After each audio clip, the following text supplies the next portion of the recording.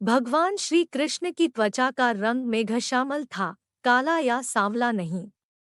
भगवान श्री कृष्ण के शरीर से एक मादक गंध निकलती थी, जिसे युद्ध काल में छुपाने का वे हर समय प्रयत्न करते रहते थे। भगवान श्री कृष्ण के परमधामगमन के समय ना तो उनका एक भी केश श्वेत था और ना ही उनके शरीर पर कोई झुर्री थी। भगवान श्री कृष्ण की मांसपेशियां मृदु परंतु युद्ध के समय विस्त हो जाती थी, इसलिए सामान्यतः लड़कियों के समान दिखने वाला उनका लावण्यमय शरीर युद्ध के समय अत्यंत कठोर दिखाई देने लगता था। ठीक ऐसे ही लक्षण कर्ण व द्रौपदी के शरीर में देखने को मिलते थे। भगवान श्री कृष्ण के केश घुंघराले थे और उनकी आंखों बड़ी बड़ी मोहक थी। तन पर पीले वस्त्र और सिर पर मोर मुकुट धारण किए, गले में बैजंती माला और हाथों में बांसुरी लिए उनका रूप मनोरम नजर आता है। भगवान श्री कृष्ण की परदादी मारिशा व सौतेली माँ रोहिणी बलराम की माँ नाग जनजाति की थी। भगवान श्री कृष्ण से जेल में बदली गई यशोदा पुत्री का नाम एकानंशा था, जो आज विंध्यवासिनी देवी के नाम से पूजी जाती है। भगवान श्री कृष्ण की प्रेमिका राधा सहित राधा की अष्ट सखियां भी थीं। अष्टसखियों के नाम है: 1 ललिता, 2 विशाखा, 3 चित्रा, 4 इंदुलेखा, 5 चंपकलता, 6 रंगदेवी, 7 तुंगविद्या और 8 सुदेवी। श्री कृष्ण की 8 पत्नियां थीं: रुक्मणी, जाम्बवंती, सत्यभामा, कालिंदी, मित्रबिंदा, सत्या, भद्रा और लक्ष्मणा। भगवान श्री कृष्ण के कई बाल सखा थे, जैसे मधुमंगल, सुबाहु, सुबल, भद्र, सुभद्र, मणिभद्र, भोज, तोककृष्ण, वरुथप, श्रीदामा, सुदामा, मधुकंड, विशाल, रसाल, मकंद, सदानंद, चंद्रहास, बकुल, शारद और बुद्धिप्रकाश आदि। उद्धव और अर्जुन बाद में सखा बने।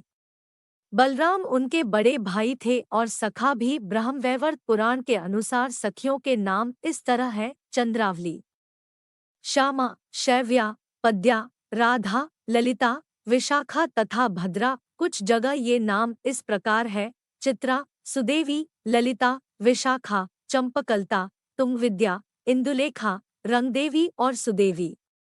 कुछ जगह पर ललिता, विशाखा, चंपकलता, चित्रादेवी, तुंगविद्या, इंदुलेखा, रंगदेवी और कृत्रिमा, मनेली। इनमें से कुछ नामों में अंतर है। कृष्ण की 3 बहनें थीं: एकानंगा, यह यशोदा की पुत्री थी, सुभद्रा और द्रौपदी, मानस भगिनी। कृष्ण के भाइयों में नेमिनाथ, बलराम और गद थे। श्री कृष्ण के माता पिता वसुदेव और देवकी थे, परंतु उनके पालक माता पिता नंदबाबा और माता यशोदा थी। श्री कृष्ण ने इन्हीं के साथ अपनी सभी सौतेली माता रोहिणी आदि सभी के साथ बराबरी का रिश्ता रखा। श्री कृष्ण की बुआ कुंती और सुतासुभा थी। कुंती के पुत्र पांडव थे तो सुतासुभा का पुत्र शिशुपाल था। बहन सुभद्रा का विवाह कृष्ण ने अपनी बुआ कुंती के पुत्र अर्जुन से किया था।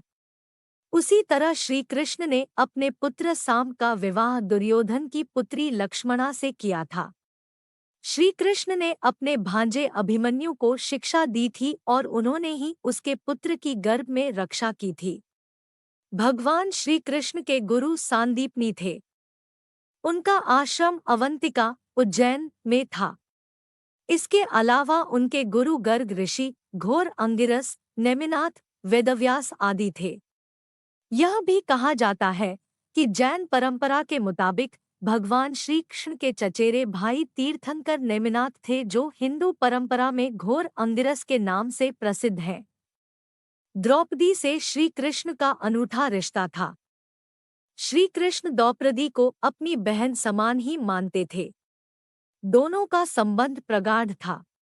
भगवान श्री कृष्ण के खड्ग का नाम नंदक, गदा का नाम कौमोदकी और शंख का नाम पांचजन्य था, जो गुलाबी रंग का था।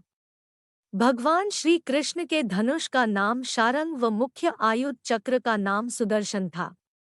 वह लौकिक, दिव्यास्त्र व देवास्त्र तीनों रूपों में कार्य कर सकता था। उसकी बराबरी के विध्वंसक केवल 2 अस्त्र और थे, पाशुपतास्त्र शिव कृष्ण और अर्जुन के पास थे, और प्रस्वपास्त्र शिव, वसुगण, भीष्म और कृष्ण के पास थे। भगवान श्री कृष्ण के रथ का नाम जैत्र था और उनके सारथी का नाम दारुक बाहुक था। उनके घोड़ों, अश्वों के नाम थे शैव्य, सुग्रीव, मेघपुष्प और बलाहक।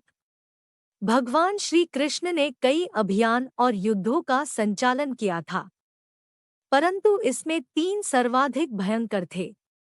1 महाभारत, 2 जरासंध और काल्यवन के विरुद्ध, 3 नरकासुर के विरुद्ध। भगवान श्री कृष्ण ने केवल 16 वर्ष की आयु में चाणूर और मुष्टिक जैसे मल्लों का वध किया।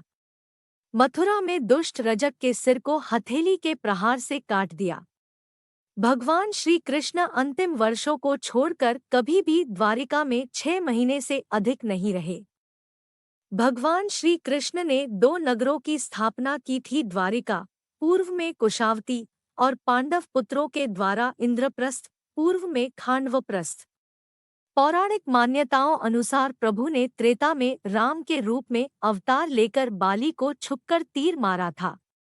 कृष्णावतार के समय भगवान ने उसी बाली को जरा नामक बहेलिया बनाया और अपने लिए वैसी ही मृत्यु चुनी जैसी बाली को दी थी। आपको ये कथा कैसी लगी कमेंट में जरूर बताएं, साथ ही मेरे चैनल को सब्सक्राइब करना ना भूलें। धन्यवाद।